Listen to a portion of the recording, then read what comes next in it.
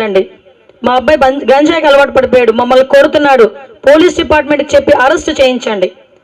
నిజంగా నేను ఏదో నా పరపతి గురించో లేకపోతే నా ఇమేజ్ గురించో డిపార్ట్మెంట్ వాళ్ళకి ఒక మాట చెప్తే తీసుకెళ్ళి వాళ్ళు అరెస్ట్ చేస్తారు. కానీ అక్కడితో సమస్య అయిపోతుందా? అయిపోతుందా? ఇంకా గంజాయి అరగటం అయిపోతుందా? అలాగని అరెస్ట్ చేయకుండా ఉంటే ఆగిపోతుందా అన్నది కాదు. ఇక్కడ విషయం ఏంటంటే సోషల్ రెస్పాన్సిబిలిటీ అన్నది ఏజెన్సీ నుంచి విపరీతంగా గాంజా అన్నది దిగుమతి అవుతుంది. నేను ఇంతవరకు మొన్న సిపి గారు వాళ్ళతో కూర్చున్నటువంటి వరకు శీలావతి అంటే చేపే అనుకున్నా.